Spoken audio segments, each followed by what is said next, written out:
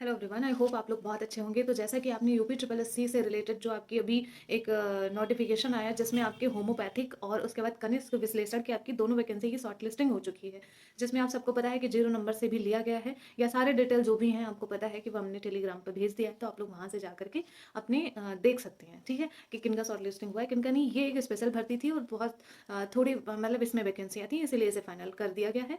और सबको पता है कि जूनियर असिस्टेंट 5,512 और बीपीओ के जो एग्जाम्स होने थे उससे रिलेटेड आप लोग बहुत ज़्यादा क्वेरी कर रहे थे कि ये सारी वैकेंसी जो उसके बाद डाली गई हैं वो आ रही हैं, लेकिन जो जूनियर असिस्टेंट होना है वो सब होना है वो क्यों नहीं हो रही हैं।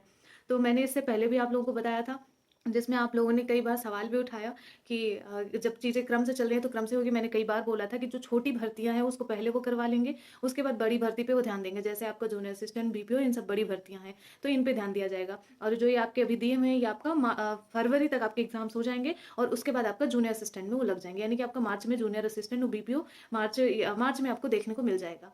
ठीक है, तो मतलब इतना ही कहना था कि जो चीज़ें बताई जाती हैं बहुत जो है सोच समझ के बहुत ज़्यादा सर्च करके बताई जाती है, तो उस पे भरोसा किया करिए। अब मैंने जैसा कि पिछली की पिछली वीडियो में अब यूपी ट्रिपल एससी से रिलेटेड जो भी मैंने बातें बताई है आप सर्च कर लेना। उसमें सेम मैंने कहा था कि पहले वो छोटी भर्ती को फाइनल करवाएंगे फिर वो बड़ी भर्ती पर ध्यान देंगे।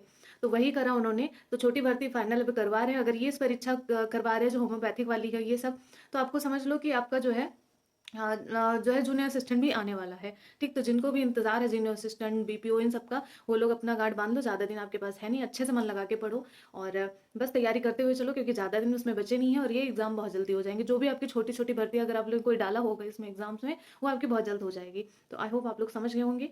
ठीक है, और यूपी ट्रिपल एससी से रिलेटेड आप सबको पता है कि आप ना अगर तैयारी कर रहे हैं तो कुछ चीज़ों पे ज़्यादा ध्यान दें। आप कंप्यूटर पे इतना ध्यान मत दें, जिस तरह से आप लोग क्वेश्चन कर रहे थे कि हम कंप्यूटर ज़्यादा पढ़ लें क्योंकि वो अलग सिलेबस है। जो चीज़ देखो, एक जब तैयारी करना स्टार्ट किया करो तो एक चीज़ का आप बेहद ध्यान दिया करो। जो चीज़ आपके लिए नहीं हो उसको लास्ट में रखा करो। जो चीज़ आपके लिए मतलब पुरानी हो, जैसे कि आपको जीएस है, आपका जैसे हिंदी है, ये सब कहीं न कहीं पढ़े हो तो इन सब चीज़ों पे पहले ध्यान दिया करो। यूपी जीके हुआ इस पे ध्यान दिया करो। और ये आपका जैसे कंप्यूटर, ये सब नई चीज़ें हैं तो इस पे ध्यान मत दो। जैसे कि आपका कंप्यूटर में 15 क्वेश्चन आता है तो आप तुरंत रटने बैठ जाओ कंप्यूटर, और आप यूपी जीके, जीएस और उसके बाद हिंदी ये सब पर ध्यान ही ना दो। तो ये सब आपकी लापरवाही होगी। सिलेक्शन अगर आपसे कहीं दूर हो जाएगा तो यही सब लापरवाही। पहले आप यूपी जीके पे अच्छा ध्यान दो, उसके बाद आप ध्यान दे सकते हैं अपना यूपी जीके के बाद हिंदी पर सबसे अच्छा ध्यान दो, उसके बाद आप जीएस पर ध्यान दो, उसके बाद आप कंप्यूटर में इतना करो कि जितना आप उसमें सही कर पाओ। गलत नहीं है कि ज़्यादा अटेम्प्ट किया गलत चला गया, जितना कम करो और लेकिन आप क्या पूरा का पूरा उसमें सही करो। अगर 5 सवाल कर ले रहे हो तो पाँचों आपका सही हो। इस तरह से आप कंप्यूटर पे टारगेट बनाओ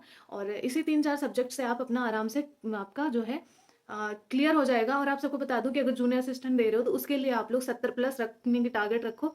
आप लोगों को कोई भी नहीं, फाइनल लिस्ट तक कोई नहीं रोक सकता है। ठीक है, तो आई होप आप लोग समझ गए होंगे। तो चलो फिर हम आप लोगों से फिर मिलते हैं, अगर कोई और अपडेट हुई उसके साथ मिलते हैं। तब तक के लिए जय हिंद।